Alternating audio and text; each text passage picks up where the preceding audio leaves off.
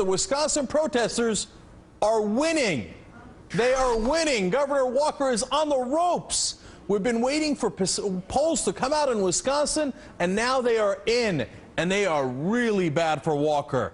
Now, a recent Rasmussen poll, now they tend to lean Republican, and even they show that Governor Walker is in trouble. It said that 57% of Wisconsin voters disapprove of his job performance. And another poll of Wisconsin voters shows that just 43% of people have a favorable view of Governor Walker, whereas 53% have an unfavorable view. Now, that puts Walker's unfavorable ratings up 18 points from November when it was just at 35%. So his unfavorability going through the roof. And when you get more specific with the voters, it just gets worse for Governor Walker. 65% of people in Wisconsin think that Governor Walker should compromise with the Democrats, which he absolutely refuses to do. 68% of independents are in favor of compromise. When you lose those independents, you're in a lot of trouble. But you know who the public supports? Unions, it turns out. Look at this poll. 59% of people have a favorable view towards public employee unions as a whole, and it's the same favorable number for teachers' unions. Very much in favor of their unions, specifically the teachers. All right. Now, those polls may be getting the Republicans in the state, getting to the Republicans in the state legislature. It looks like they're a little nervous. The Wall Street Journal reports that, quote, conservatives in Wisconsin are, there it is, getting nervous that 3 Republican state senators may defect on the collective bargaining reform vote. They may defect. They're on the ropes. God, you stood out there for so long in the cold, in the winter, in the snow. But look, it's paying off. The people are on your side. Stay strong. Now, meanwhile, the Senate Democratic leader shot down a report that some of his own members, who are hiding out in Illinois, of course, would return to Wisconsin. Although the Democrats did once again reach out to Governor Walker, offering to negotiate with him at the Illinois state line, which is unique, interesting. It's a fair offer. And guess what Walker did with it? Boom! No way! Of course, he never compromises. And it looks like it's going to hurt him.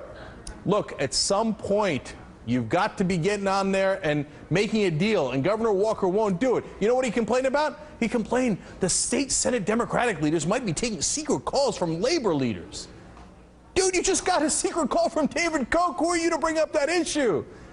I guess that's what happens when you're desperate. Look, when this thing began, no one believed. The national politicians didn't believe. All those other people in Washington, they didn't believe. But there were some people in Wisconsin who went out there in the cold and they believed.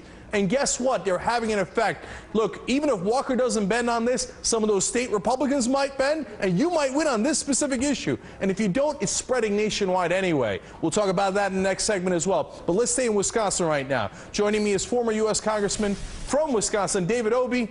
Congressman, you were shut out of the state capitol building for a while last week.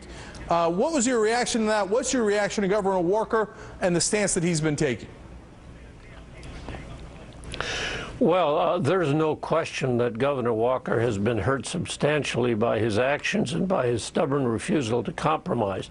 But the real injury is to this state. The governor began his term by talking about making Wisconsin open for business and attracting jobs to Wisconsin. No thoughtful businesses are going to try to come to a state where you have the kind of turmoil that we've exhibited the last 3 weeks. This is a very serious matter that not only impacts the future of a few politicians, but it really has a huge negative effect on the entire state. If the governor cares about this state and cares about future economic growth and labor peace in this state, he will find a way to overcome his instincts and compromise. If he doesn't, I'm convinced after being, I was in places like Luck, Spooner, Rice Lake, not exactly hotbeds of union activity. But I'm telling you, I've never seen crowds like that before. And it is apparent to me that if the governor does not engage in meaningful compromise, he will be recalled. Because when you go after the jugular and try to put workers out of business, that is when they will mean business in the way they respond. Whoa, you just said recalled. Really? Do you think the governor, I mean, not only will not win re-election, you think there's some chance he's going to get recalled? Re-election is 4 years away, and I frankly dislike intensely the idea of recalls, whether it's for state legislators or for governors. But when someone with the power of the governor oversteps that line as much as he has, and when he becomes so abusive of the dignity of workers, when he becomes so abusive of their basic rights to defend themselves in the economic arena, then you're left with very little choice. I mean, it is a year. The governor has to be in office for a year before anyone can try to recall him. But the fact is that if the governor still has the possibility of defusing this, but if he doesn't use this opportunity to provide meaningful compromise rather than insisting on abject surrender from the Senate 14, the Wisconsin 14, then I think it's pretty clear to me that you will have stirred up the kind of anger that will be long-standing, and I think the governor will wind up being one of the principal political victims.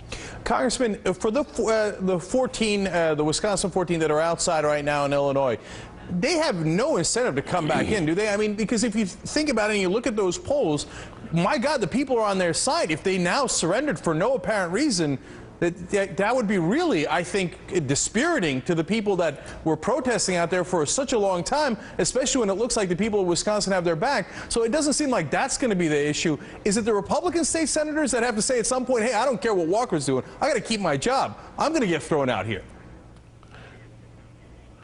I think that there is a strong incentive for those 14 Democrats to come back to Madison because they want to move forward and do things that are constructive for the state of Wisconsin.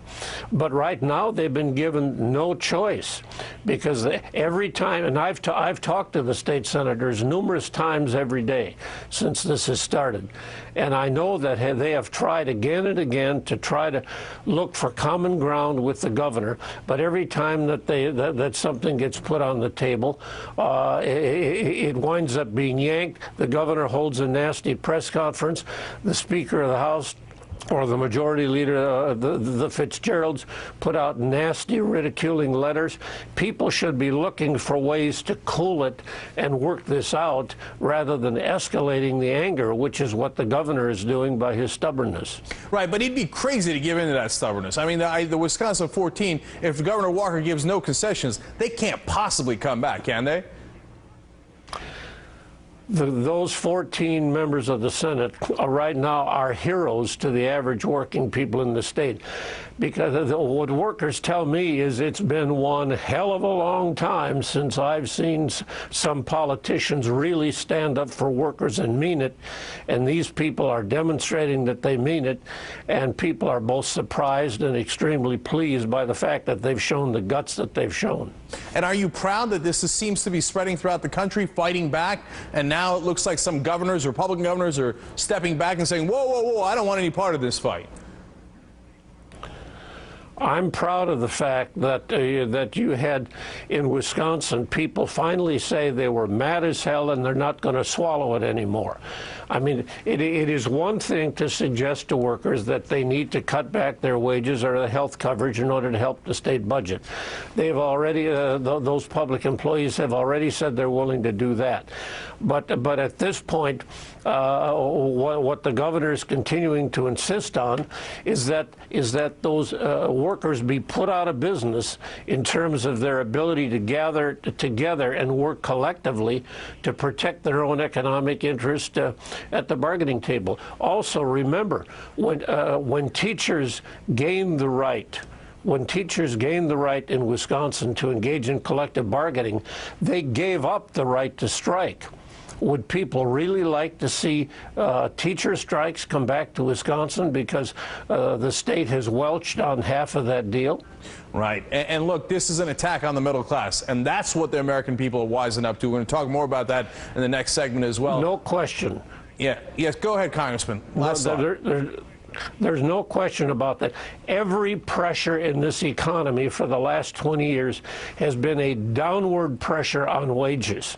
The only thing in the economy that is the slightest upward pressure on wages for the average worker is the ability of workers to try to bargain collectively, and that's what the governor wants to take away.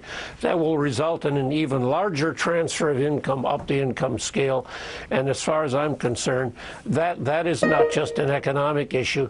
It becomes an assault on the moral underpinning of enlightened capitalism.